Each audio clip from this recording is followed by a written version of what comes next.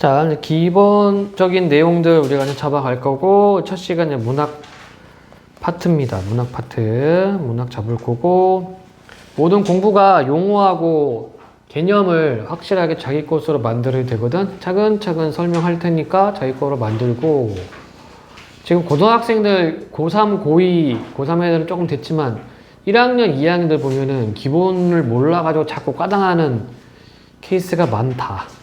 반드시 용어 정리해 줘야 되고, 여러분들 외우는 게 아니라 이해를 해줘야 돼요. 물론 외워주는 건 있어야 돼요. 기본 암기는 필요한데 그거는 이해 영역이기 때문에 그렇게 생각을 합시다. 먼저 이제 문학입니다. 문학 개념. 개념부터 잡자. 좀 필기할 게 많아요. 여러분들 열심히 적으셔야 돼요. 문학. 자, 풀이를 해야 돼. 말뜻 풀이를 해야 됩니다. 문학은 언어예술이다.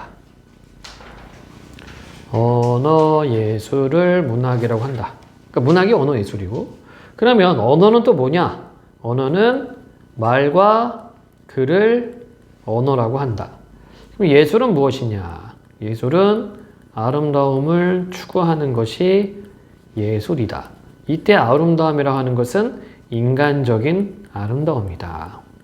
이렇게 정리를 해야 됩니다.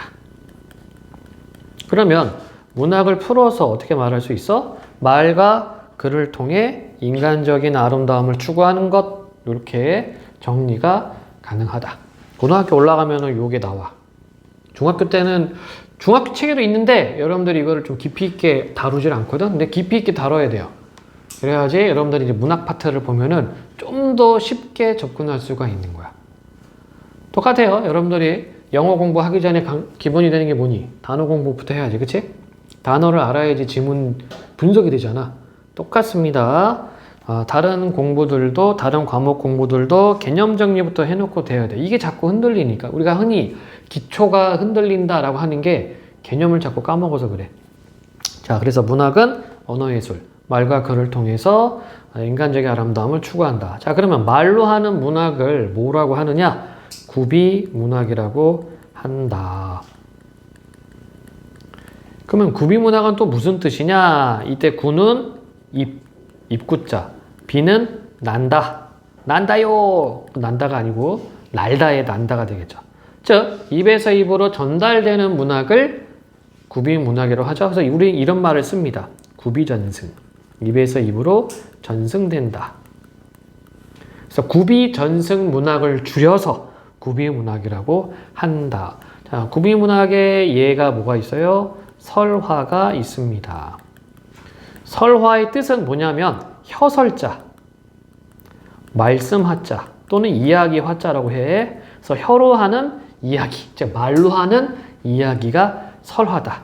그럼 설화에는 또 무엇이 있느냐? 여러분들이 알고 있는 신화, 전설, 민담이 있다.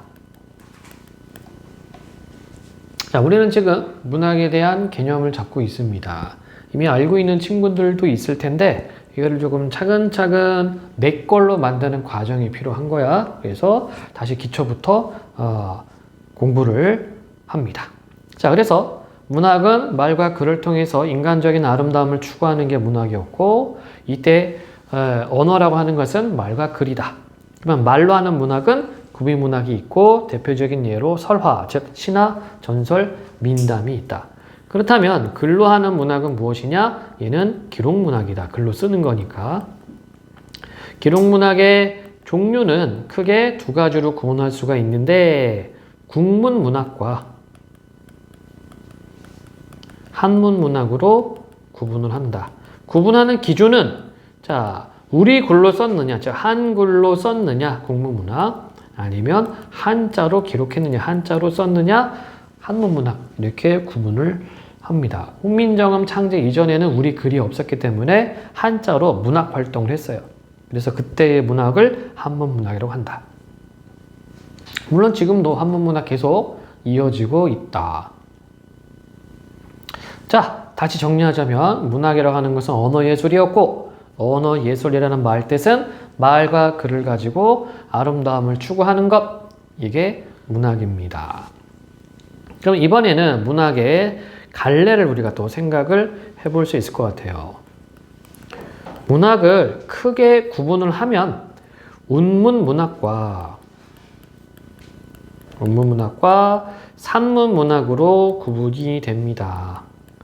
자, 그럼 또 말뜻을 알아야 되겠다. 그치? 운문이 뭔지를 알아야 되겠지. 운문이라고 하는 것은 운율이 있는 글이라는 뜻입니다. 운율이 있는 글. 그러면 여기서 또 운율이 뭔지를 또 알아야 되겠다. 운율이라고 하는 것은 리듬, 가락, 이게 운율이다. 그래서 운문문학 하면은 글 속에 리듬과 가락을 가지고 있는 문학, 이것이 운문문학이고 대표적인 장르가 시, 그리고 고전시가 이렇게 되겠습니다. 옛날 사람들은 시를 지으면 노래를 했어요. 그래서 시가라고 하죠. 예, 나쁜 친구들이 좋아하는 시가가 아니라 시를 짓고 노래했다는 의미로 시가가 된다. 그러면 여기서 한 걸음 또 들어가 봅시다. 운율을 만드는 방식이 뭐냐 이런 얘기죠. 반복하면 되지, 그치? 그럼 거꾸로 시와 시가에는 운문문학에는 반복되는 게 있다는 얘기다. 그렇다면 반복했을 때의 효과는 무엇이냐? 운율이 형성이 됩니다. 반복하면 운율 형성. 그리고 또 뭐가 형성이 될까?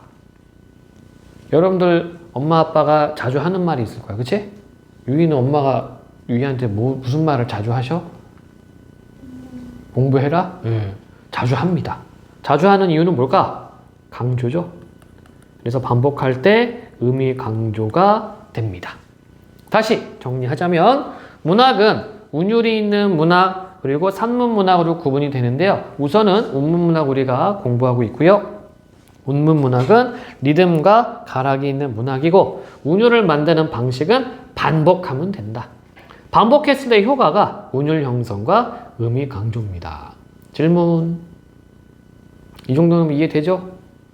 자, 그러면 여기서 또 다음 단계로 넘어가면 무엇을 반복할 건가 이거죠. 무엇을 반복하면 운율이 형성이 되는가. 요즘에 내가 캐대언 노래를 아주 즐겨 듣고 있는데 노래를 들으면 반복되는 거 있죠? 업! 이게 반복된단 말이야.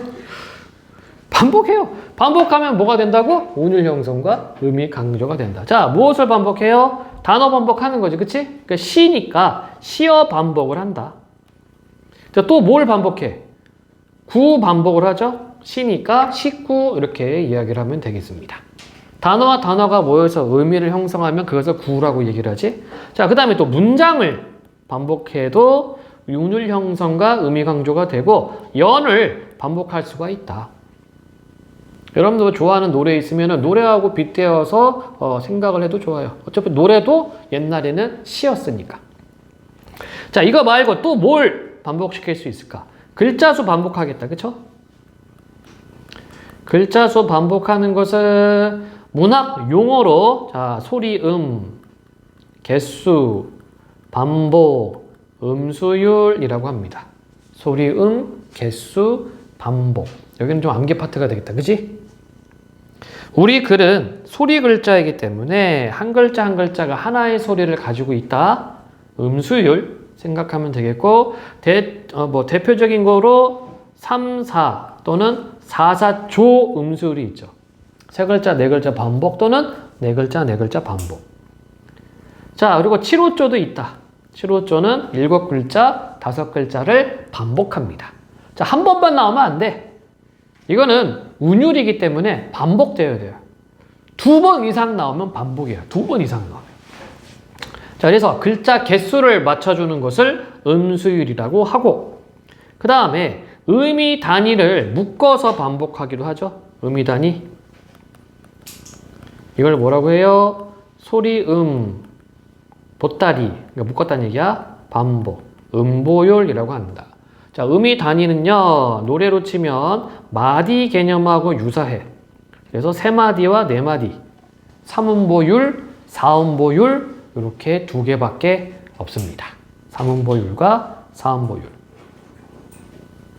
자, 다음 글자 위치를 반복하기도 하는데 글자 위치를 반복하는 것을 소리, 위치, 반복, 음율이라고 한다. 너무 따닥따닥 붙어있다. 그지? 이사 가야지. 얘도 이사 갔네. 음율이라고 합니다. 소리, 위치, 반복. 글자 위치니까 위치에 따라서 또 구분해 주거든? 어떻게 구분해요? 앞에 음을 비슷하게 맞춰준다. 두운. 이때 두는 머리 두자. 가운데 음을 맞춰준다. 요운. 이때 요는 허리 요자. 뭐 두통, 요통 이렇게 얘기를 하죠. 그 다음에 끝에 음을 맞춰준다. 각운 이렇게 이야기를 합니다. 여러분들이 좋아하는 가수들 보면은 래퍼들 보면은 주로 라인 맞춘다 그러지, 그치? 네. 가군 맞추는 거예요, 가군. 자, 그래서 두운, 요운, 가군이 있는데 여러분들은 두운하고 요운은 신경을 안 써도 돼요. 시험 문제 거의 안 나온다. 특히 요운은 우리말 요운 맞추기 힘들어. 이거는 이제 한시, 한자 관련한 거고. 그러면 여러분들은 가군을 신경 쓰면 돼요. 왜냐? 우리말은 어미 활용을 하니까. 활용이 뭐였지? 어간 어미. 활용할 때 어미만 바뀝니다. 어간은 가만히 있고. 이게 라인 맞추는 거죠. 래퍼들. 집에 왔어. 아무도 없어. 배가 고팠어. 짜증났어. 이렇게 맞추면 되지. 유인아 짜증나니? 짜증나? 배가 안 고프다는 얘기죠. 가끔 있어요. 배고프면 짜증내는 애들. 야, 너 왜 자꾸 여기 짜증내고 있어? 배고파서. 이런 애들 있습니다. 친구들 중에 있지? 배고프면 짜증내는 애들. 이게 그 생존 본능에 민감한 친구들이 있어요. 자, 요게 전부란 얘기야, 운율이. 여러분들이 초등학교, 중학교, 고등학교에서 배우는 시의 운율은 이게 답니다. 이거 갖다가 문제를 만들어 낸다. 자, 다시 한번 정리해 볼까? 우리가 문학을 크게 구분하면은 운문문학과 산문문학으로 구분된다고 얘기를 했고, 운문문학은 운율이 있는 글, 즉 리듬과 가락이 가지고 있는 문학을 운문문학이라고 하고, 대표적인 장르가 시와 시가가 있습니다. 자, 그렇다면 무엇을 반복할 건가? 시어, 식구, 문장, 연을 반복하고 글자 수, 음이 단위, 글자 위치를 반복하기도 한다. 각각 용어는 음수율, 음보율, 음위율이 됩니다. 그러니까 이런 용어는 까먹으면 안 돼. 영어 단어 같은 거야. 그래서 이거를 까먹어버리면 여러분들이 문제를 풀 때 박스에서 선지에서 막 이렇게 용어가 튀어나오거든? 그걸 모르니까 문제를 틀리는 거죠. 그러니까 영어처럼 생각하면 돼요. 단어 모르면 지문 분석 안 되잖아. 선지 못 읽어내잖아. 똑같은 거다. 자, 우리가 시를 하고 있으니까 계속 시를 정리를 해봅시다. 자, 그렇다면 이번에는 여러분들이 시를 분석하기 위해서 필요한 게 뭐예요? 분석 틀이 있어야 되겠다. 그치? 시를 분석하려면 분석 틀을 갖춰야 하는데, 뭐 지금 현재 고등학교 1학년, 2학년 친구들도 이게 연습이 안 돼가지고 외부 지문 나오면, 교과서 밖에서 지문이 튀어나오면은 헤맵니다. 분석 틀이 없으니까 시 작품을 그냥 통으로 외우는 친구들이 있어요. 내가 볼 땐 미련한 거야. 그걸 왜 외우고 있니? 내가 분석할 수 있으면 되는데, 그쵸? 네. 참고로 송도 이 바닥에서 요거 알려주는 사람은 아마 나밖에 없을걸? 다른 국어학원을 가더라도 시 공부할 때 작가가 누구고 운율이 뭐고 내용이 뭐 이렇게 공부를 하지 시 분석법 연습하는 학원은 거의 없어요. 나도 몇 년 전에는, 한 10년 전에는 외우기 시켰는데 그래봤자 애들 다 과당해요. 그리고 공부 양도 많아지고. 그래서 아예 분석하는 방법을 알려주고 연습시키는 게 훨씬 낫다. 그래야지 고등학교 올라가서 문학이 쉬워집니다. 고등학교 내신은 교과서 내용이 한 40%, 그 다음에 외부 지문이 한 60% 나오거든. 교과서야 뭐 몇 번씩 반복해서 보니까 상관이 없는데 외부 지문은 못 보던 지문들이 많이 나와. 거기서 박살나는 거예요. 고등학교 2학년 때 문학을 배워, 본격적으로. 문학만 배워, 고등학교 2학년 1학기 때는. 내신 평균이 40점입니다. 난이도 조금 어렵게 나오면 30점 밑으로 내려가. 진짜 그래. 못 읽어. 못 읽어내요. 더군다나 고전시가 배우거든. 그러니까 중세국어 600년 전 말을 배워야 되는 거야. 그건 못 읽어내요. 연습을 해야 됩니다. 기초를 쌓아놔야지 된다. 그래야지 어느 정도 대비가 되는데 여러분은 괜찮아요. 이거 연습하면 되거든. 아직 시간적으로 여유가 많이 있으니까 지금 내가 알려주는 거 바탕으로 해서 꾸준하게 연습을 해주시면 됩니다. 자, 그러면 이제 분석 방법을 공부를 해야 되는데 시 분석 방법 공부하기 전에 이 시를 구분할 수가 있어야 돼. 시 구분법. 얘가 누군지 알아야지 분석하든가 말 거 아니야. 그치? 자, 시를 어떻게 구분하느냐? 먼저 형식과 내용으로 구분을 해야 돼요. 뭐 몇 번 공부했던 친구들이 있어. 1학기 때 또 하는 겁니다. 이건 굉장히 중요한 개념이에요. 간단하지만 중요하니까 계속해서 반복을 한다. 자, 그러면 형식이란 말은 무슨 뜻이야? 효민이 있었으면 좋았을 텐데, 그치? 네. 형식은 형태와 방식이죠. 쉽게 얘기해서 뭐니? 모양. 시의 모양을 만드는 방식이란 얘기입니다. 자, 그래서 시의 모양에 따라서 어떻게 구분해? 자유시, 산문시, 정형시 이렇게 구분을 한다. 자유시는 말 그대로 행갈이나 연 구성을 자유롭게 하는 게 자유시입니다. 산문시, 자, 산문이 뭐였어요? 우리가 아까 산문문학 설명 안 했지만 산문은 펼치다, 문장 이런 뜻이야. 그래서 펼쳐 쓰는 글 이런 뜻으로 여러분들 줄글문학, 줄글이라고 생각하면 돼. 그럼 산문시는 뭐가 되는 거야? 줄글시가 되겠죠. 쭉쭉 써나가는 글. 쭉쭉 쓰는 시. 이게 산문시입니다. 정형시는 정해진 형태가 있죠? 정해진 형태가 있는 시를 정형시라고 한다. 얘가 뭐가 있어요? 정형시에 얘. 시조. 그쵸? 너 딸기 먹을래? 시조, 시조. 시조는 정형시입니다. 시조는 기본 틀을 가지고 있어. 어떻게 써야 돼? 얘는 초장, 중장, 종장으로 이루어져 있고 중종이 뭐야? 3장 형태, 그리고 6구, 3장 6구, 그리고 45자 내외로 써야 됩니다. 그 다음에 종장의 첫 마디는 3음절로 맞춰야 돼. 이게 정형시거든. 시조를 예를 들었어요. 조선 고려 말부터 시작해서 현대까지도 쓰고 있는 우리 고유의 장르다. 자, 어쨌든 형식상으로 자유시, 산문시, 정형시로 구분을 하는데, 자, 우리가 앞에서 운율 공부했죠? 운율도 종류가 있어. 크게 나누면 내재율과 외형률로 구분을 하는데, 또 말뜻을 알아야 되겠죠? 내재율은 내는 안, 재는 있다. 즉, 내재율 하면은 리듬이 안에 있다. 이런 얘기야. 외형률은 외는 밖, 형은 형태, 률은 리듬. 외형률 하면은 리듬이 밖에 있다. 이런 얘기죠. 자, 그래서 자유시하고 산문시는 내재율이다.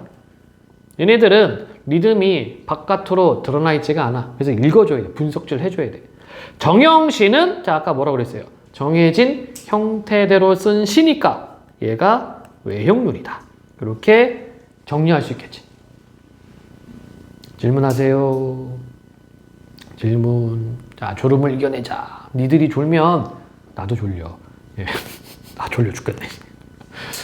저녁 먹고 저녁 소화되나 보다. 아따, 졸리쁘만. 이겨내자! 자, 시 구분 어떻게 한다고? 모양과 내용으로 구분, 형식과 모양으로 구분하는데, 먼저 형식상 자유시, 산문시, 정형시로 구분을 한다. 자유시는 자유롭게, 산문은 줄글 형태로 쓴다. 정형시는 정해진 형태대로 쓴다. 따라서 자유시와 산문시는 내재율이고 정형시는 외형률이다. 질문하세요. 없니? 자, 한번 연습해봐야죠. 구분 연습. 자, 페이지 한번 넘겨볼까요? 시 있겠지 뭐, 그지? 여기 있다, 여기 있다. 정호승의 귀뚜라미에게 받은 짧은 편지인데, 자, 형태를 보니까 어때요, 형태? 모양을 보니까 무슨 시일까? 무슨 시?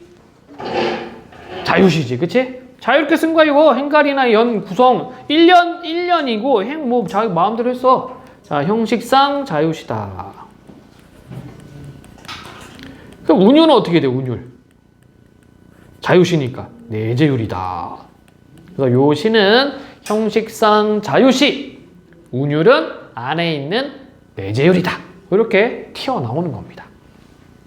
간단하죠? 또 있나? 시들?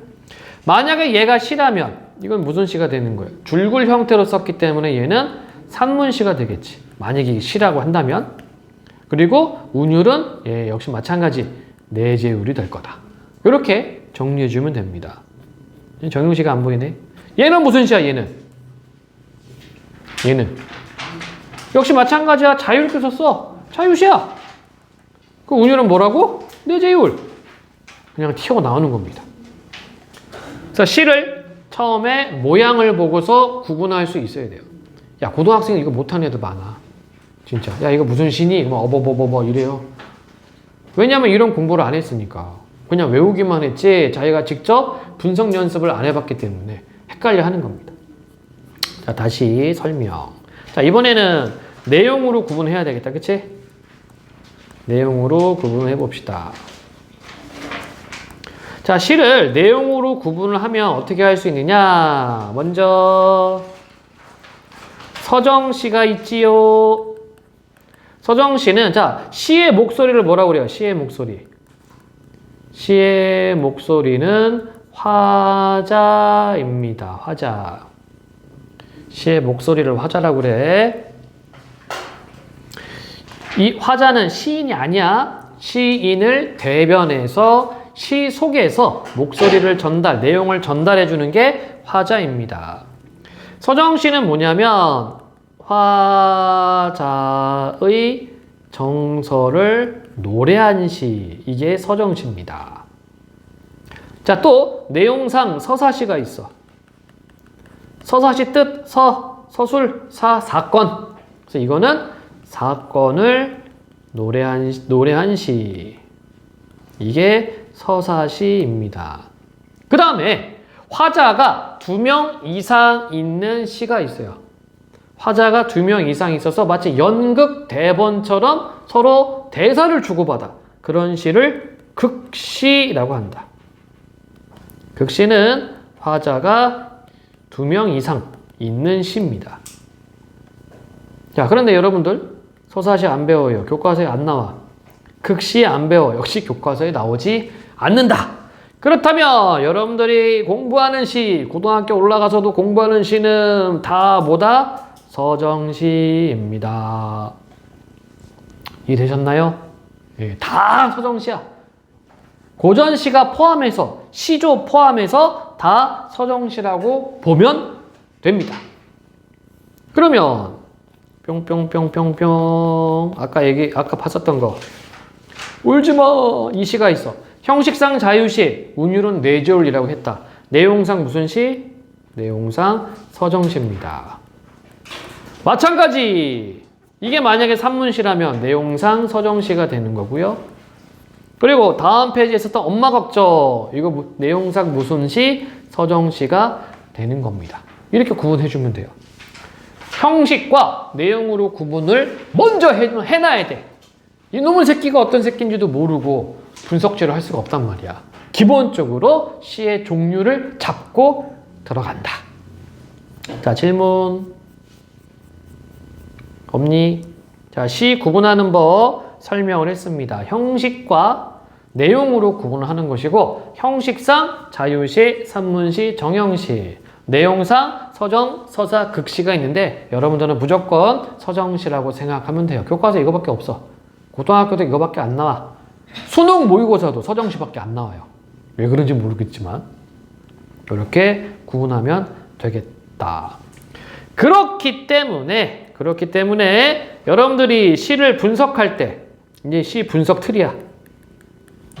시를 분석할 때 뭐부터 찾아라? 정서부터 찾아라. 정서가 뭐예요? 화자의 기분. 이놈 새끼 기분이 어떤지부터 찾아야 된다는 얘기다. 태경이 기분 어떠니? 졸려요. 네. 소화되고 있는 거야. 원래 이 시간에 졸려. 나도 졸려요. 아까 밥 먹었거든. 오랜만에 도시락을 쌌는데. 예. 오리 고기 구웠고 치킨도 튀겼고, 예. 김치 겉절이에다가 우거지 사골국에다가 김 싸 먹었네. 졸려. 소화되니까. 자, 정서는 작품 속의 정서는 두 가지 방식으로 나타나 있다. 직접 제시. 그러니까 직접 감정 표현이 나와 있어요.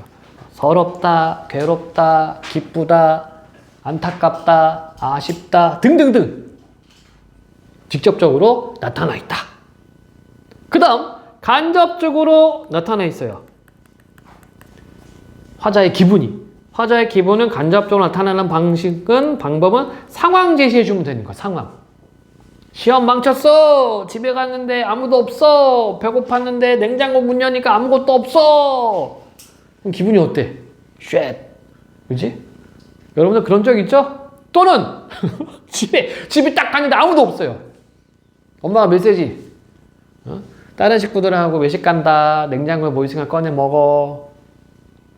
짜증나죠? 예, 그렇게 이제 상황이 제시되어 있는 거야. 그 상황을 통해서 여러분들 화자의 기분을 추측할 수가 있다. 정서 찾았으면 끝났어요. 이제 뭐 찾으면 돼? 왜 그러지? 왜 기쁘지? 왜 서럽지? 왜 괴롭지? 요거 찾으면 됩니다. 즉, 이유. 화자가 그렇게 감정을 느끼는 이유를 찾으면 된다. 뻔하지 뭐. 그 내용이 나와 있으니까. 뻔한 내용이에요. 이게 시 감상법이야. 여러분들은 잘 모르죠? 잘 모르죠. 이게 전공자가 아니니까. 이게 학교에서 시험 문제 낼 때 또는 수능에서 시 문제를 낼 때는 시 감상법을 기준으로 문제를 내요. 그게 룰입니다. 룰. 그거 아니면 문학 문제가 아니거든. 그러니까 여러분 거꾸로 보는 거야. 내가 이 시를 어떻게 감상할 수 있을까? 감상할 수 있으면 문제를 맞출 수 있다. 시 좋아하니 유준아? 보민이는? 시 좋아하니? 안 싫어? 싫어 안 싫어? 싫어? 안 읽어봐서 그래요. 분석할 줄 모르니까 그렇지, 그치? 근데 되게 희한하다. 니는 노래는 좋아하잖아. 그래요. 이게 옛날에 다 시였어. 그 분석 방법을 모를까. 그러니까 노래는 멜로디가 있으니까 그냥 귀에 잘 들리니까 보겠지만 시는 멜로디가 없죠. 그러니까 접근 방법을 모르는 거야. 그러니까 똑같아요. 노래나 시나 똑같아. 다만 멜로디가 있냐 없냐지. 분석터를 알면은 쉬워져요. 이제 보는 거야. 여러분들 노래 들을 때도 자, 우리나라 가요는 다 서정가요야. 그럼 기분 찾는 거예요. 뭐 사랑 노래 그럼 기분 좋겠지. 이별 노래 기분 나쁘겠지. 그럼 그 상황을 보는 거예요. 어떻게 나오고 있는지. 진짜 똑같아. 좋아하는 노래를 좋아한다? 그럼 시도 좋아하는 거예요. 나는 노래 싫어. 그럼 시 안 좋아하겠지. 근데 여러분들 중에 노래 싫어하는 사람이 없잖아. 그치? 노래 싫어하는 애들 있나? 거의 없을걸? 다 이어폰에 못 꽂고 있잖아. 자, 정서를 찾고 그 이유를 찾아줍니다. 그 다음에 표현기법 정리해줘야죠. 예술작품이니까. 표현기법 굉장히 많은데 학생 수준에서는 6가지만 보자. 그 6가지가 뭐냐? 먼저 비유법. 규빈아, 비유법이 뭐야? 비유상해. 아니죠. 비유가 아니라 비근, 비위. 비위상해 이렇게 얘기를 하고. 비유법이 뭐예요? 비유법. A라는 대상을 B라는 대상에 빗대어 표현하는 방식을 비유법이라고 합니다. 그러면 비유법에 뭐가 있어요? 직유, 뭐뭐처럼, 뭐뭐같이, 뭐뭐인 듯, 뭐뭐마냥. 그 다음에 은유, A는 B다, 나는 나룻배, 당신은 행인, 내 마음은 호수. 이렇게 말하는 게 은유죠. 야, 이 개새끼야! 이게 은유입니다. 욕 잘하는 친구들 보면은 은유 잘하는 애들 있어. 예. 자, 그래서 직유와 은유 빗대어 표현하고요. 그 다음에 또 뭐가 있어요? 의인법 있지, 의인법. 의인법은 뭡니까? 사람이 아닌 것을 사람처럼 대하는 표현 방식이 의인법이다. 의인법은 세 가지 방식이 있어. 돈호법 쓰는 경우. 돈호 부르는 거야. 누구누구야 부르는 겁니다. 이해되니? 이건 사람처럼 대하는 거거든. 뭐 규빈아, 유이야 이렇게 부르면 사람처럼 대하는 거예요. 근데 지나가는 개새끼한테 개새끼야 의인법입니다. 불렀기 때문에. 고양이한테 야옹아 이거 의인법이야. 돈호했어. 사람처럼 대했어. 의인법입니다. 그 다음 감정을 빗대어서 표현할 때 하늘이 운다. 코스모스가 웃는다. 이렇게 말하면 의인법이죠. 자, 문학에서는 감정 표현을 사람만 한다고 봅니다. 문학에서는.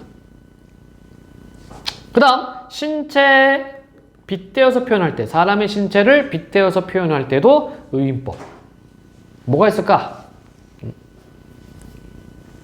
뭐 산이 두 팔을 벌린다. 이렇게 말하면 의인법이 되는 거야. 팔은 사람이 갖고 있거든. 물론 영장류는 다 있지만. 네. 이런 것을 의인법이라고 하고 그 다음에 여러분들이 조금 헷갈려하는 게 활류법이 있죠. 활류는 뭐니? 활, 생활, 활어회. 이때 활은 살아있다는 얘기예요. 살아있다. 그래서 활류하면 무생물을 살아있지 않은 것을 살아있는 것으로 표현하는 것을 활류라고 합니다. 바위가 언덕에서 신나게 달린다. 의인법이네. 신난다는 감정 표현 들어갔다. 신나게 빼고 바위가 언덕에서 빠르게 달린다 라고 쓰면 활류법이죠. 이렇게 구분해주면 돼요. 그 다음 대유법이 있어요. 대유법.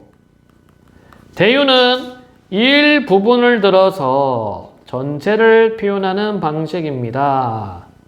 내가 옛날에 좋아했던 노래가 있었어. 머리부터 발끝까지. 오, 알고 있네. 핫 이슈. 예. 이슈 없슈 이슈. 이게 대유법이야. 머리부터 발끝까지 몸 전체란 뜻이거든. 이해되죠? 그러니까 문학작품에서 뭘로 많이 나와? 무엇으로 많이 나올까? 뭐 백두에서 한라까지. 한반도 전체란 얘기고. 뭐 이 조국의 강산. 강산 말하면은 자연이야. 이게 대유입니다. 일부분을 들어서 전체를 표현하는 방식이 대유법입니다. 자, 표현기법 중에서 비유법을 설명하고 있습니다. 비유법에는 이거 말고도 많은데 우선 5가지 지규, 은유, 의인, 활류, 대유를 설명했습니다. 질문하시오. 없슈? 네. 그 다음 반어법이 있어요. 이거는 우리가 수업 시간에도 몇 번 이야기했을 거야. 친구들 사이에서 반어법 잘 써야지 친한 친구 됩니다. 반어법은 언제 쓰는 겁니까? 상황에 반대되는 표현.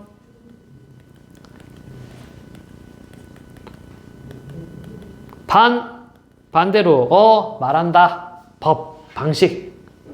친구가 옷을 이상한 거 입고 왔어. 나 어때? 그럼 여러분들 뭐라고 얘기를 해? 병신 같아. 솔직하게 말하면 싸우자는 얘기지, 그치? 그럴 때는 좀 이렇게 돌려 말해야 되죠. 괜찮아.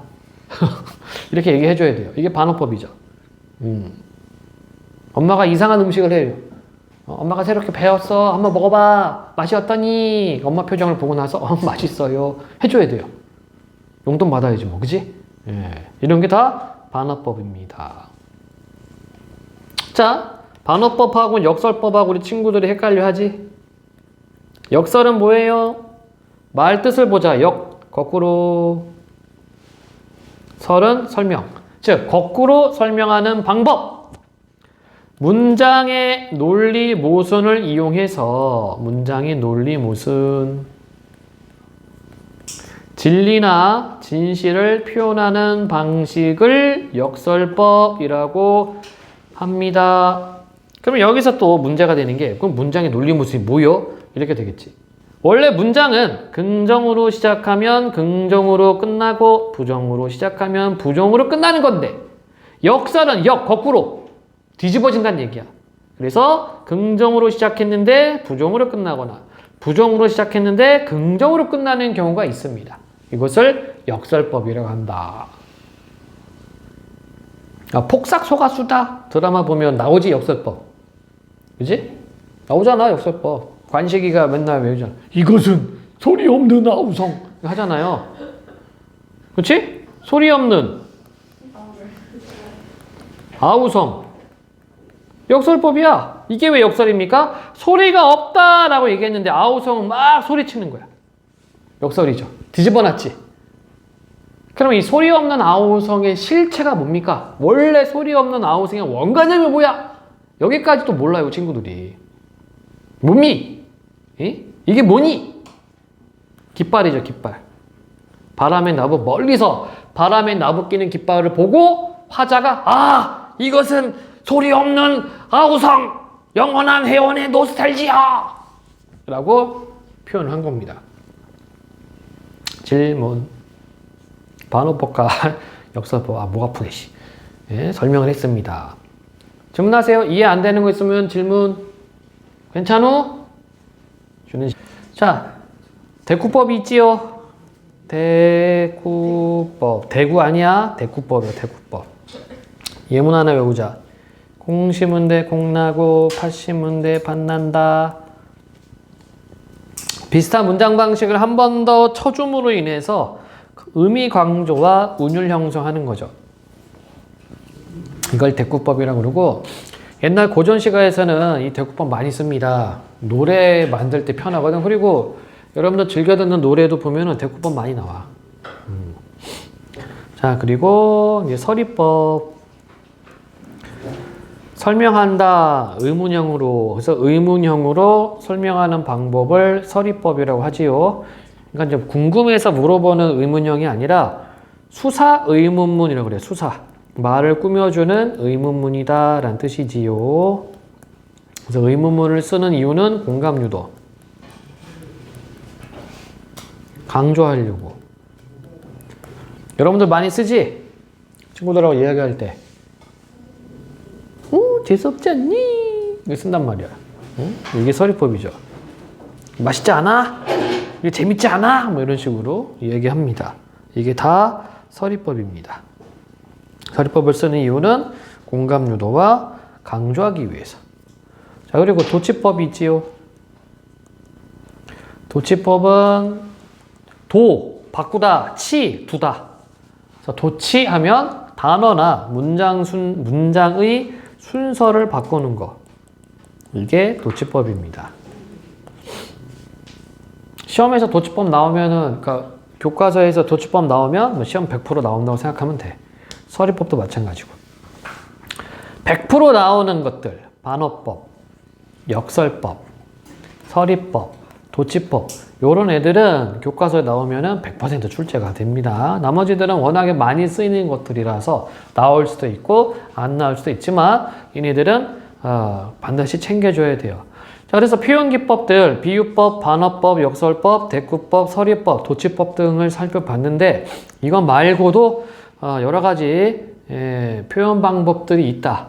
최소한 이 정도는 여러분들이 연습을 해줘야 돼요. 자, 다시 돌아와서 우리가 시 분석 틀 공부하고 있어요, 지금.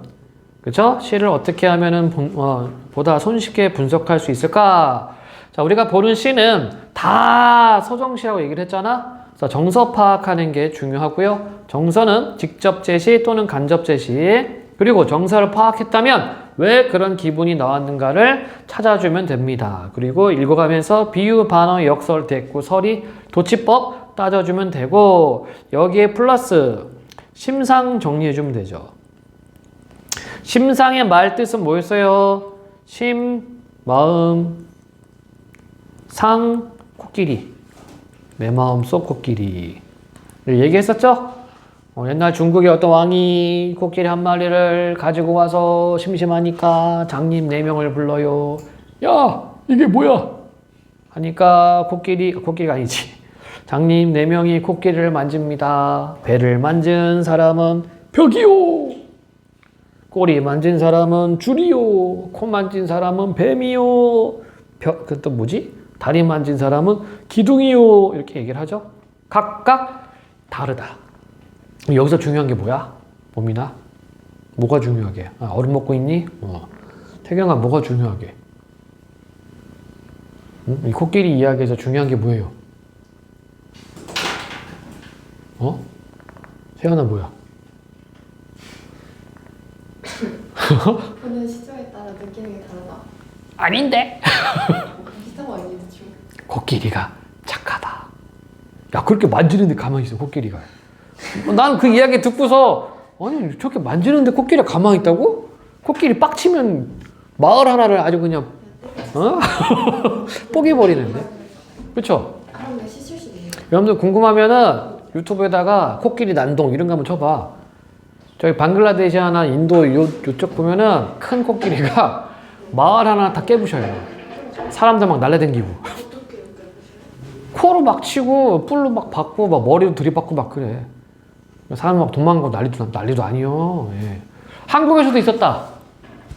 나 어릴 때 중학교 때인가 고등학교 때인가 그 서울 공원 동물원인가? 거기서 코끼리 가족이 집단 탈출해가지고 진짜로 코끼리들이 집단 탈출해서 도시를 휘젓고 다니는 거야. 그래서 도로가 꽉 막혔어요. 그래서 사람들 막 지각하고 진짜 그런 일 있었어. 지각하니까 누가 막 물어봐. 너 왜 안 와? 과장님 코끼리 때문에 못 가요. 사람 믿지도 않고 막. 예. 그러니까 유수보가 알지. 코끼리 난놈. 그래서 코끼리가 슈퍼마켓 들어가서 다 때려부시고 고깃집 들어가서 때려부시고 결국은 다시 잡아서 마취했나 어쨌든 잘 모르겠는데 어쨌든 그렇게 해서 다시 동물원 갔는데 그래서 그 슈퍼마켓 간판 바꿨어요. 코끼리 왔다 간 집. 진짜 코끼리를 어떻게 할 수가 없어요, 여러분들. 지상 최강의 동물은 코끼리입니다. 얼마나 다행이야. 그놈들의 초식동물인 거. 야, 걔네가 고기 맛 들렸어 봐라. 인간 못 살아남아요. 그 큰 놈들이. 그쵸? 여러분 가끔 뭐 그 동물원 보면은 하마랑 코끼리랑 싸우는데 하마 도망가잖아. 게임이 안 돼. 코끼리 한번 뜨면. 밟아버리는데 뭐. 야, 코뿔소랑 싸우는 것도 봤어요. 예? 사장 도망가. 게임이 안 돼. 코뿔소는 눈이 잘 안 보이거든? 그냥 덤볐다가 밟히고, 한번 코끼리가 뭐예요? 뿔로 한번 싹 올리니까 코끼리가 막 돌아. 공중에서. 게임이 안 됩니다. 다행이죠? 코끼리 초식동물이라. 어쨌든, 심상은 똑같은 말이 뭐니? 이미지. 마음속에 이미지를 그리는 뜻이에요. 똑같은 말이 뭐야? 감각. 그래서 여러분들 시 읽을 때 심상, 이미지, 감각은 다 똑같은 말이다. 그래서 찾아야 돼. 뭘 또 찾아? 시각, 청각, 후각, 미각, 촉각. 이걸 뭐라고 그래요? 오감. 5가지 감각이지. 정상적인 사람이라면 느낄 수 있는 5가지 감각을 오감이라고 합니다. 그리고 공감각. 공감각은 감각의 전이. 예. 푸른 종소리. 잘 짚네. 우두둑 우두둑. 자, 종소리는 청각이야. 그치? 이거를 어떻게? 푸르다라고 표현했어요. 그 청각의 시각화 이렇게 얘기를 하죠. 여러분들 교과서에서 공감각 나오면 역시 시험 100%다. 항상 나옵니다. 항상. 자, 그래서 다시 정리하자면 여러분들 시를 분석할 때는요. 정서, 외, 표현기법, 그리고 심상 여기까지 정리를 해주시면 되고 이게 시 분석 틀이야. 이거를 계속 연습해줘야 돼. 시가 나올 때마다. 그러면 실력이 늘고 그러면 이제 문학 좀 빨리빨리 털어버릴 수가 있겠습니다. 질문하세요. 안계심? 질문? 여러분들은 코끼리 좋아하니? 봄이나 코끼리 좋아해? 안 좋아해? 세연이 코끼리 좋아해? 네. 가끔 동물원 가서 코끼리 구경하다 보면은 이 새끼가 똥 싸거든? 엄청 쌉니다. 나도 소리가 기억에 남아. 버다다다다다다. 어마무시하죠. 그리고 이제 쉬 싸는데 와 홍수 나는데 봤어? 응? 에버랜드나 이런 데 보면 가끔 싸는데 이야 콸콸콸콸콸콸 어디 무슨 그 무슨 펌프 작동하는 것처럼 엄청나게 나와. 어마무시합니다. 야, 그거 어떻게 치우냐? 사육사들 다 치우잖아. 어마무시해. 자, 질문하세요. 코끼리. 자꾸 코끼리 생각나는데. 어릴 때 재밌게 봤었던 동화가 디즈니 아기 코끼리 덤보? 잘 몰라요? 아기 코끼리 덤보? 서커스에 있었던 애죠? 근데 얘가 특징이 뭐니? 나뭇잎 이렇게 코로 딱 막으면 하늘 날 수 있어. 귀 펄럭펄럭 해가지고. 그 담보? 아니 담보 아니에요 담보? 덤보 얘기했잖아. 아기 코끼리 덤보. 재밌게 봤는데. 예. 그거랑 아기 사슴 밤비. 그것도 재밌게 봤는데. 근데 밤비는 슬퍼요. 엄마 아빠 죽잖아. 사장당해서. 그래서 얘가 어릴 때 막 도망다니죠. 근데 담보도 그 엄마가 사육장에 같이 담보 사육장에 담보로 바뀌어서 그래. 담보로. 담보로 바뀌었구나. 정말 죽지 않아? 몰라? 담보 구하고 근데 근데 옛날 디즈니 보면 슬픈 내용 많이 있습니다. 톰과 제리. 아, 이건 디즈니가 아니구나. 워너브라더스지. 예. 톰 죽죠. 톰이 죽어서 하늘나라에 가. 하늘나라 가서 이제 신이 이야기를 하는데 너는 언제 가장 행복했냐 하니까 이거 떠올리는 거야. 그 제리랑 같이 쫓기는 거. 그거를 막 떠올리면서 행복한 표정을 짓고 그 시리즈가 끝나요. 그리고 제리도 죽어. 그 제리 고양이인데 그 새로운 고양이가 왔거든? 그래서 근데 이 새로운 고양이는 제리 보자마자 잡아먹어. 그리고 제리도 죽어서 이렇게 올라가. 그래서 천국에서 이제 만나. 그럼 해피엔딩 톰하고. 둘 다 죽었는데? 말은 천국에서 죽었지 그래, 진짜 시리즈가 그렇게 끝나요. 슬프죠. 자, 어디 보자. 그 톰이 착한 겁니다. 제리가 항상 장난치면 톰이 받아준 거예요. 그래서 이제 톰이 죽고 나서 새로운 고양이가 오니까 제리가 이제 톰처럼 대하려고 장난쳤다가 잡아먹혔죠. 그런 이야기입니다. 갑자기 또 은비까비 생각나네. 은비까비. 무슨 내용이었지? 옛날 이야기. 아니야. 배추도사, 무도사하고 은비까비는 다른 내용입니다. 거기 나오는 신화 배추도사, 무도사는 다른 옛날 이야기고 은비까비는 또 다른 옛날 이야기야. 이게 판본이 달라. 자, 질문하세요. 없니? 코끼리 이야기하다가 은비까비까지 왔네. 계속 제리 못 잡는다고 질문 있어요? 없습니까? 자, 그러면 적용이 아니라 우리 소설 이야기도 해야 되는구나. 그치? 요 부분은 이제 얘기해야 돼. 산문문학. 우리가 지금 운문문학 정리 한번 때렸고 산문으로 이야기하겠습니다. 알아서 쓰세요. 여기 옆에 놨어 왼쪽에 산문문학.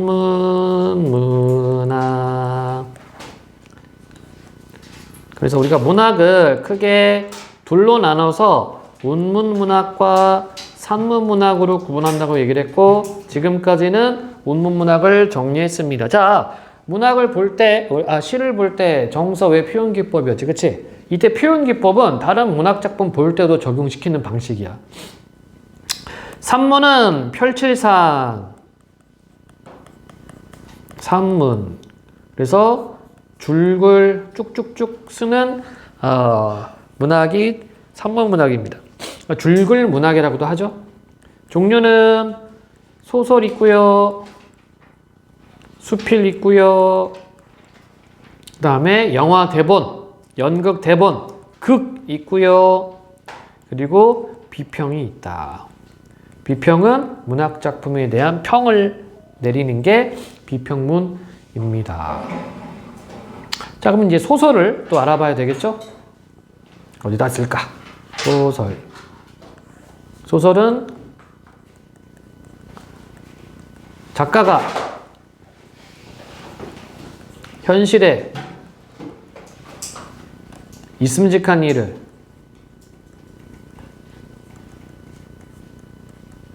꾸며 쓴 글, 이게 소설입니다.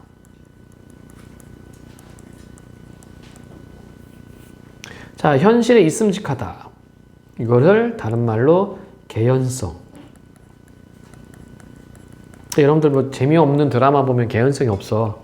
갑자기 뭐 누가 죽는다거나 갑자기 알고 보니 뭐 동생이라든가 뭐 이렇게 나오죠. 그건 개연성 없는 겁니다. 꾸몄었다. 허구성이죠. 이게 소설의 특징이 되는 겁니다. 자, 소설 3요소.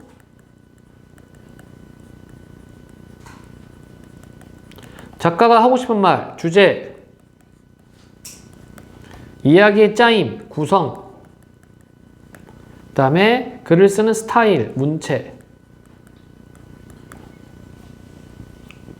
주제, 구성, 문체가 소설의 3요소예요. 이거 외워야 돼. 이거 암기 파트입니다.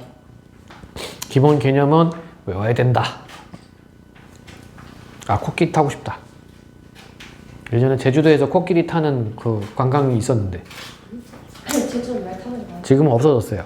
동물 학대라고. 근데 말 타면 그건 동물 학대 아닌가? 말은 타도 되고 왜 코끼리는 안 되지? 노래가 생각나는군요. 코끼리 아저씨는 코가 커요? 손이래. 코가 코 길어. 코가 커. 네. 자, 주제 구성 문체는 소설 3요소입니다. 자, 그러면 여러분들 옛날 이야기 있지, 이야기. 아까 우리가 설화 했잖아, 설화. 설화에 뭐가 있었어? 신화, 전설, 민담이 있었지, 그치? 얘네들은 그냥 이야기거든? 이거하고 소설의 차이는 뭐냐면 구성이에요, 구성. 구성이 있느냐, 없느냐. 이때 구성은 인과관계로 맺어져 있어야 돼, 인과로. 원인과 결과로. 신화, 전설, 민담은 인과관계가 아닙니다, 이거는. 어떤 뭐 시간적 흐름이거나 어떤 과정이거나 그냥 이야기 썰을 풀 뿐이야. 근데 소설은 인과관계가 있어야 되고 이게 재미있는 소설이냐 아니냐로 갈려요. 자, 그러면 구성의 3요소. 구성의 3요소. 여러분도 알고 있는 겁니다. 인물, 등장인물 있어야 되겠죠? 사건, 갈등 관계가 있어야 되고 그 다음에 배경, 인물들이 처해 있는 상황이 제시가 되어 있어야 된다. 이때 배경은요, 시간적 배경과 공간적 배경이 되겠습니다. 이게 구성의 3요소일시다. 인물, 사건, 배경. 지금 암기 파트 하고 있는 거야. 소설 3요소, 주제, 구성, 문체. 구성 3요소, 인물, 사건, 배경. 자, 5단 구성이죠, 소설은. 발단, 전개, 위기, 절정, 결말. 이게 정해져 있어, 소설은. 발단은 무슨 내용인가요? 인물, 배경을 소개합니다. 전개는 무슨 내용인가요? 여기서부터 갈등이 시작이 된다. 갈등은 두 가지가 있죠? 내적 갈등이냐, 외적 갈등이냐. 위기, 갈등, 고조. 좀 재밌는 드라마가 있나? 폭삭 속가수다 지난주에 봤고. 웬즈데이를 봐야 되는데. 뭐라고요? 뭐래? 재밌어? 절정은요, 갈등이 최고조, 가장 높다는 얘기죠. 결말은 뭐니? 갈등 해소. 그래서 소설을 갈등 문학이라고 합니다.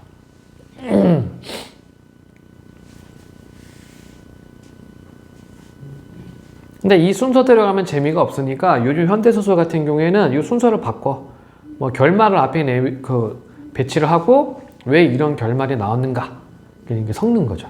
내용을. 근데 안타깝게도 교과서에 실려 있는 것은 다 요 순서야. 그래서 재미가 없어. 교과서에 있는 소설들이 재미없는 이유 중에 하나가 뻔한 내용들. 그리고 딱 그 소설의 틀에 맞는 그런 작품들이야. 그러니까 이제 여러분들의 또 눈높이를 못 맞춰줄 수가 있죠. 그래서 좀 재미없는 것들이 있기도 하다. 근데 고전소설은 재밌는 거 많아요.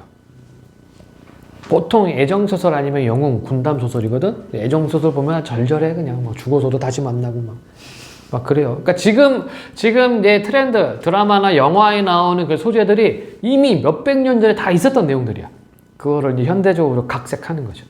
예, 진짜로. 자, 소설 이렇게 정리할 수가 있겠습니다. 자, 그러면 여러분들 소설 어떻게 봐야 돼? 소설 분석. 이건 간단해요. 시보다 훨씬 간단해. 소설을 읽을 때는 먼저 시점을 잡아줍시다. 시점은 다른 말로 인칭이지. 인칭은 서술자 위치야. 1인칭과 3인칭이 있죠. 1인칭은 나. 나라고 하는 것은 작품 속 서술자. 작품 속에 이야기 전달자가 있어. 얘가 자기 이야기하면은 주인공 시점이 되는 거고요. 다른 사람 이야기하면은 1인칭 관찰자가 되는 겁니다. 그래서 여러분들 소설 읽을 때 나 있는지 없는지부터 찾는 거야. 3인칭은 나가 없어요. 그래서 이걸 뭐라고 하느냐? 작품 밖 서술자.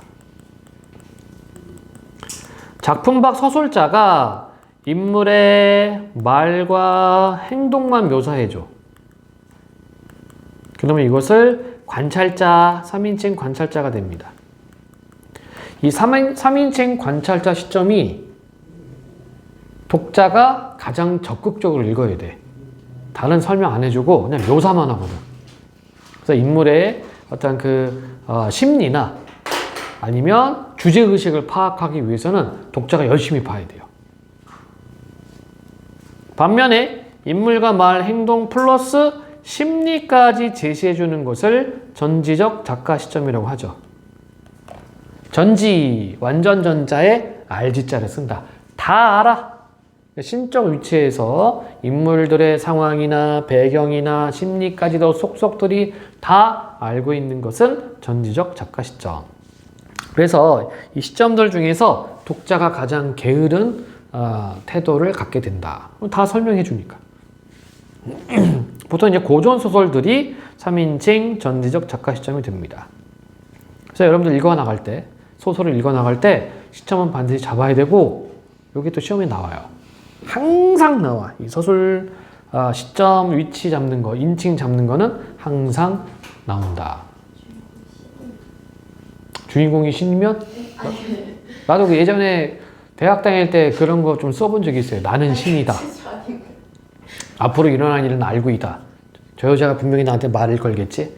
저기요, 역시나 말을 건다. 뭐 이런 식으로 쓴 거 있었어요. 1인칭 주인공 시점인데 주인공이 신이라서 다른 상대의 심리를 달면 그건 전지적 1인칭, 아니 무조건 나 나오면 1인칭이고 그런 류의 작품들이 꽤 있어요. 좀 이렇게 시점을 좀 바꿔보려고. 2인칭 시점 없거든? 근데 2인칭 시점으로 쓴 소설도 있긴 있어. 그러니까 너로 시작해. 너는 뭐 한다, 너는 뭐 한다. 근데 그건 2인칭이 아니죠. 왜냐하면 너라고 얘기를 해도 서술자가 그것을 바라보고 있기 때문에 3인칭이지. 예. 이건 어쩔 수 없습니다. 이게 동전의 양면과 같은 것이기 때문에 1인칭과 3인칭밖에 없어요. 실험적으로 뭐 여러 가지 인칭을 섞긴 합니다만 그게 안 돼, 우리는. 자, 어쨌든 여러분들 소설 읽어가면서 인칭 잡아야 돼요. 시험 100% 나옵니다. 그리고 이거 모르면 소설 이 내용이 이해가 안 될 때가 있거든. 반드시 잡아주고, 개 중에는 인칭이 왔다 갔다 할 수도 있어요. 나가 나왔다가 전지적 작가 시점 되었다가 이렇게 왔다 갔다 할 수 있는데 아마 여러분들 고등학교 올라가면 그런 작품들 나오거든. 점수 안 나옵니다. 학생들 인칭 못 잡아가지고. 자, 그리고 읽어가면서 뭘 정리해라. 묘사 정리해라. 묘사도 다시 인물 묘사와 배경 묘사로 구분해요. 인물은 심리와 외양 묘사, 배경은 시간적 배경과 공간적 배경 정리해주면 됩니다. 이거밖에 없어. 소설 읽는 방식은. 다 정리하자면 인칭 정리할 것. 그리고 인물 묘사와 배경 묘사 정리할 것. 이거 하면서 뭐 하면 되니? 갈등 정리하는 거예요. 소설이 갈등 문학이니까. 이렇게 보면 돼, 소설은. 이게 소설 감상 방식이야. 그리고 아까도 얘기했다시피 문제를 출제할 때는 이게 교과서 내신 문제든 고등학교 문제든 수능 모의고사 문제든 감상법에 맞춰서 시험 문제를 출제를 한다. 그럼 학생 입장에서는 감상할 수 있으면 된다. 질문. 알겠습니까? 이제 수필감상법. 수필은 쉬워요. 더 쉽다. 수필은 경험이죠, 경험. 경험과 깨달음으로 이루어진 겁니다. 이렇게 구분해서 보면 돼. 이게 다야, 수필은. 그리고 수필을 읽는 방식은 시와 동일하다. 정서, 외, 표현기법 이렇게 읽으면 돼요, 수필. 수필 주관적인 글이다. 자기가 경험해서 이것을 자기 느낌으로 풀어낸 글이 수필이기 때문에 정서 표현한 글 방식대로 분석하는 거야. 수필도. 그래서 정서를 찾고 왜 그러느냐 찾고 표현기법 정리해주면 돼요. 수필. 쉽습니다. 극갈래 남았죠? 극갈래는 희곡이 있고 시나리오가 있어요. 희곡은 연극 대본. 시나리오는 영화, 드라마 대본, 그 영상 대본이죠. 얘네 공통점은 뭡니까? 현재형. 과거형으로 안 써. 뭐뭐 했다, 왔다 이렇게 안 써요. 현재형으로 쓴다. 왜? 바로 눈앞에서 보여주는 거거든. 현재형으로 쓰고 그 다음에 서술자가 없습니다. 이거 시험 100% 나온다. 고등학교 올라가도. 여러분들 교과서에 희곡이 실리거나 시나리오가 나오거든. 그러면 항상 원작인 소설하고 비교하는 문제 나와요. 100%야 100%. 그러면 서술자 유무 문제 꼭 나옵니다. 다시 얘기하지만 극갈래 희곡과 시나리오는 서술자가 없다. 그러면 이야기 전개를 누가 하느냐? 인물의 대사, 행동으로 전개됩니다.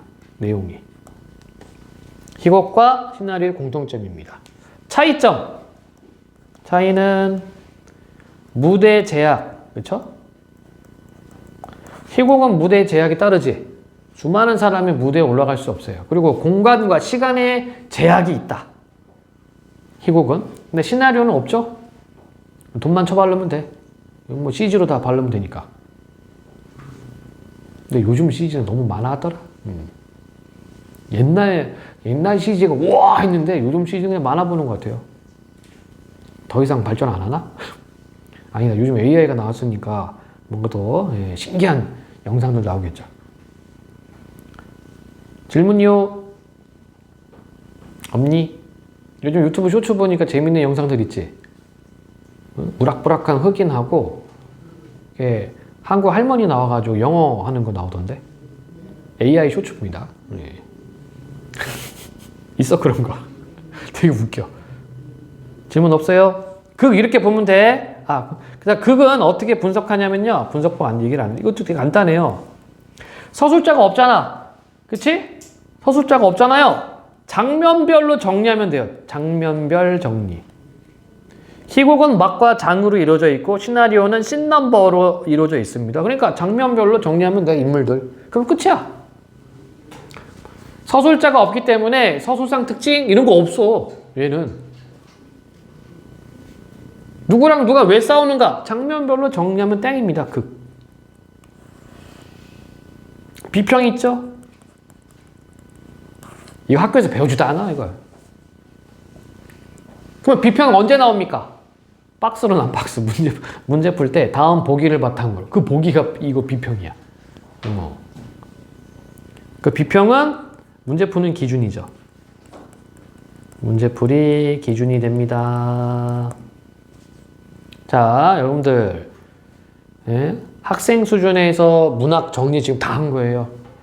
문학에 대한 개념 잡았고, 그 다음에 운문문학 개념 잡았고, 시가 특징, 운율 및 분석법 정리했습니다. 산문문학, 소설, 수필, 극, 비평에 대해서 짤막하게 얘기를 했고, 소설에 대한 특징, 개요, 그리고 구성 단계, 그 다음에 분석법 얘기했습니다.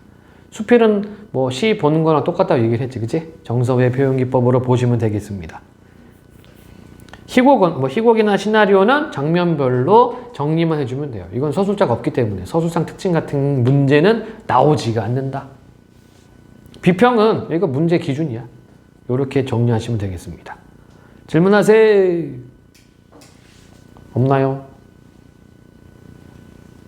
이상하네. 토요반 애들은 여기서 수업이 딱 끝났는데 시간이 남네. 자, 그러면 문학작품의 관점. 아, 요거 있었구나. 예. 교재 수업을 해봅시다. 요 말 봤잖아? 관점이란 말. 관점이란 말 봤어요. 자, 문학작품의 관점 또는 감상 또는 접근. 자, 이제 여러분들 2학기 시험법입니다. 이거 떠올려야 돼, 이거. 요 말을 봤잖아? 이거 떠올려야 돼.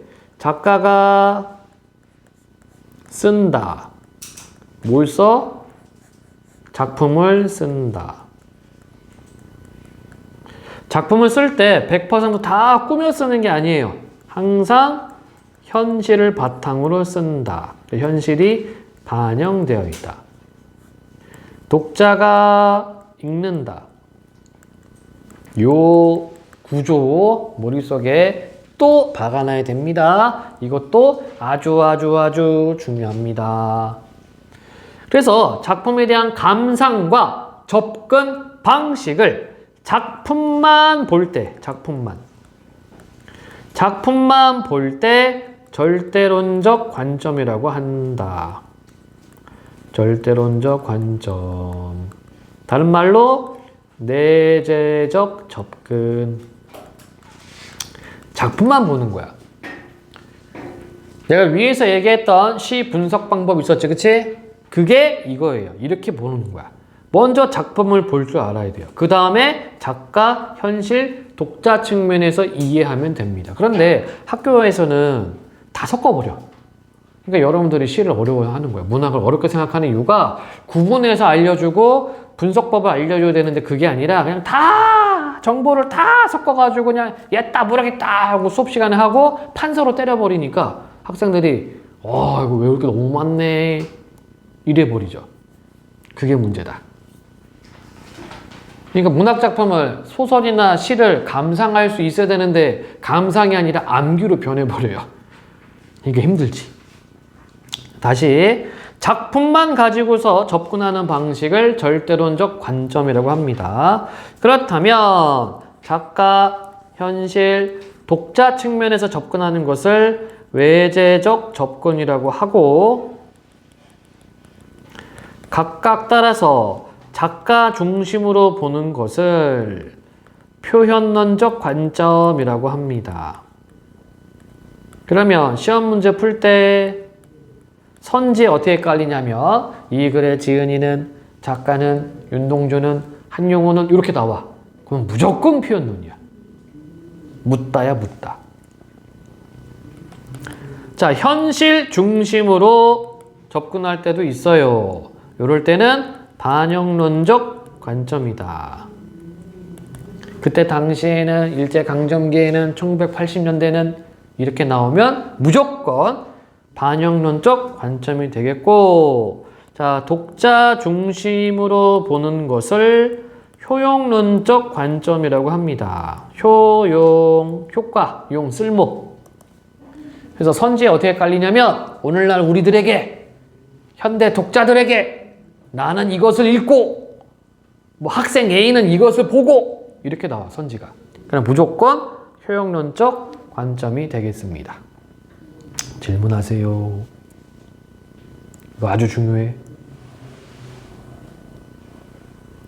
아까 얘기했죠? 오늘 우리 개념 설명한다고 문학에 대한 개념 탓대로 받고 있습니다. 아주 중요하다. 도망가네. 아주 중요하다. 질문 없니? 그러면 연습을 해봅시다. 분석 연습. 요거 한번 해볼까? 정호승의 귀뚜라미에게 받은 편지. 야, 제목에 벌써 표현법 나와 있어. 뭐 있어요? 어떤 표현법이 있을까? 제목에 이미 표현 방식이 나와 있습니다. 우리 표현법 뭐 있었지?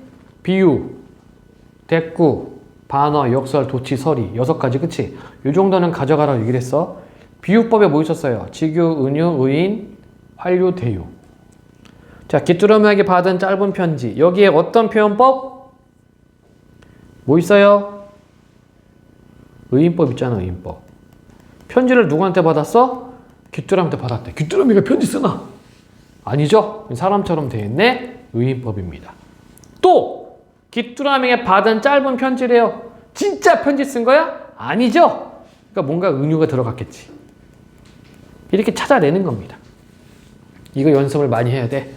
그럼 문학이 재밌어져요. 문학은 찾는 거거든. 예. 보물찾기 같은 거야. 어렵지 않아요. 예. 다시 얘기할게. 외우는 거 아니야. 여러분들이 스스로 찾아낼 수 있어야 됩니다. 분석할 수 있어야 돼. 정보 찾기야. 보자. 정서 찾기. 왜 그러느냐. 표현법. 심상. 정의 표심. 울지 마. 명령이네. 울지 마. 엄마 돌아가신 지 언제인데? 오잉? 상황 나와 있네. 좋아 나빠요? 나쁘죠 이거. 엄마 돌아가시면 엄마가 돌아가셔서 좋은 사람 있어? 없죠? 부정적 상황이네. 울지 마. 엄마 돌아가신 지 언제인데 너처럼 많이 우는 애는 처음 봤다. 너가 누굴까? 몰라요. 누구? 몰라 아직은. 모름. 해마다 가을날 밤이 깊으면 가을날 계절적 배경. 밤이 깊으면 시간적 배경. 잠깐만 미안 요건 끊어가야 돼. 못 끊어갔다. 요렇게 끊어볼 수 있겠지 그치? 내용이 달라지니까. 시도 끊어주는 거야. 내용 달라져요. 그러면 앞에 있는 내용은 지금 부정적 상황이에요. 엄마가 돌아가셨어. 그리고 너는 울고 있어. 당연하죠. 엄마 돌아가시면 엄마 보고 싶으니까 울겠지. 근데 너처럼 많이 우는 처음 봤대. 해마다 가을날 밤이 깊으면 갈대잎 사이로 허옇게 보름달이 뜨면 허옇게 시각 감각 나와 있죠? 시각 보름달이 뜨면 내가 대신 이렇게 울고 있잖아.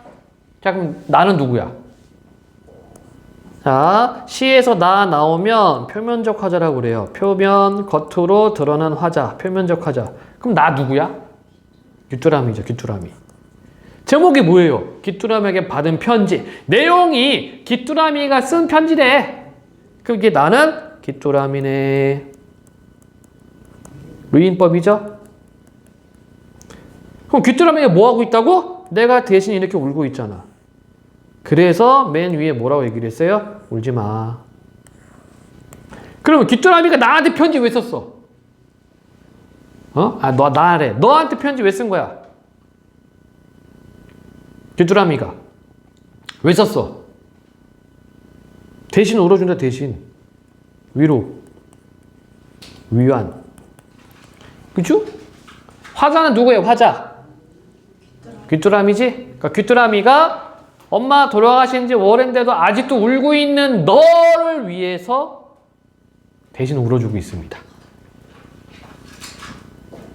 아, 잘 썼네. 그치? 시 잘, 되게 좋은 시예요.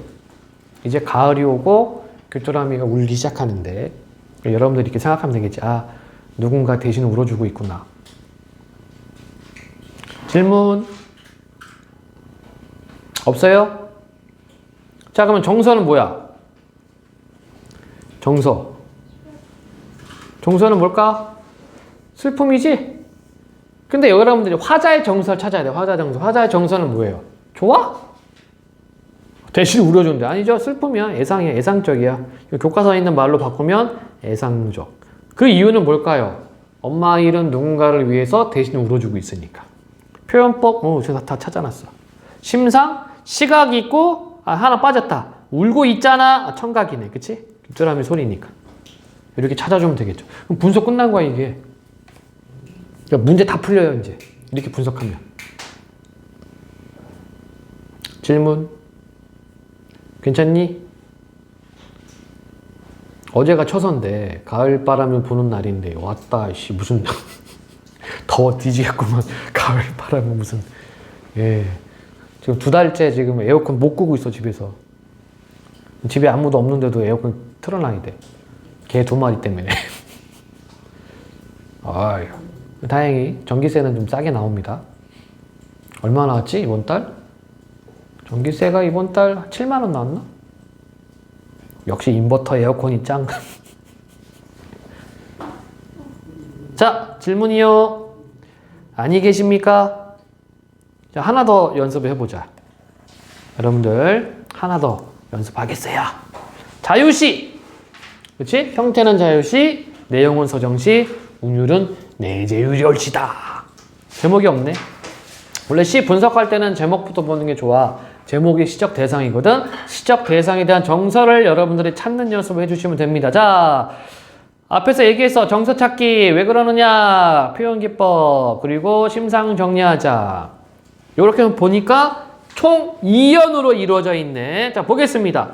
열무 30단을 이고 시장에 간 우리 엄마. 자, 그럼 엄마 상황 어때? 좋아? 예? 엄마 상황이 어때요?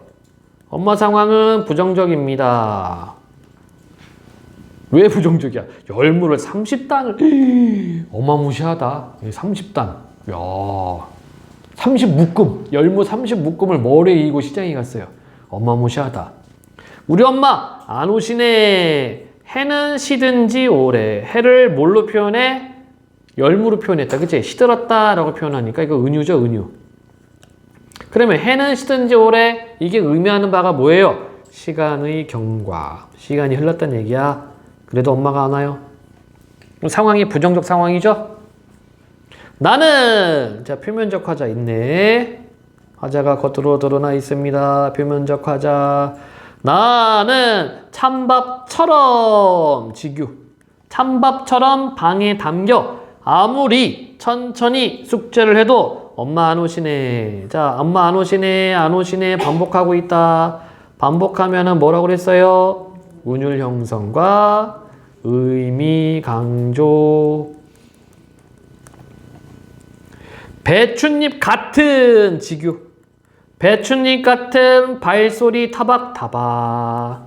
의성어. 소리를 흉내내면 의성어죠? 자, 배춧잎 같은 발소리 타박타박. 안 들리네. 어둡고 무서워. 직접정서. 무섭네, 무서워. 왜 무서워요? 엄마가 안 왔어. 밤늦게까지. 그래서 무서운 거야. 요즘처럼 뭐 폰이 있거나 이러면은 엄마 안 오니까 아싸 신난다 쇼츠나 봐야지 하겠지만 그게 또 아니거든. 옛날에는 그런 게 없어. 전기불도 안 들어오고 무섭겠지. 혼자. 금간 창틈으로. 야, 창문에 또 금도 갔어요. 가난을 나타내겠네. 고요히 빗소리 청각. 빈방에 혼자 엎드려 훌쩍거리던. 왜 훌쩍거려요? 무서워서. 그치? 1년 뒤가 끝났어. 상황은 어떤 상황이었습니까? 엄마가 열무 30단을 이고 시장에 갔습니다. 밤늦도록 안 오시는 거야. 아이고 무서워라. 비도 내려요. 그래서 시적하자는 무서워서 훌쩍거렸다. 빈방에 혼자 엎드려 훌쩍거리던 아주 먼 옛날. 아하, 회상. 그 위에 있는 상황들은 다 회상이었습니다. 지금도 내 눈시울을 뜨겁게 하는 촉각이죠. 그 시절 내 유년의 윗목, 은유법이네. 윗목이 뭐죠? 윗목. 요렇게 방구들 보면 옆으로 그린 거야. 여기 연기 나가고 여기 이제 아궁이에 불을 떼요. 그럼 여기가 뜨겁지? 여기를 아랫목이라고 그래. 아랫목. 목은 길목 지나가는 거야. 윗목이 여기에요. 여기는 차가워. 차다는 얘기야. 그러니까 이 사람은 지금 자기 어린 시절을 차갑게 느끼고 있는 겁니다. 부정적으로 느끼고 있네요. 그럼 전체적으로 봤을 때 이 시적 화자는 어린 시절에 힘들었던 나를 회상하고 있다. 이렇게 정리 가능하겠습니다. 질문하세요.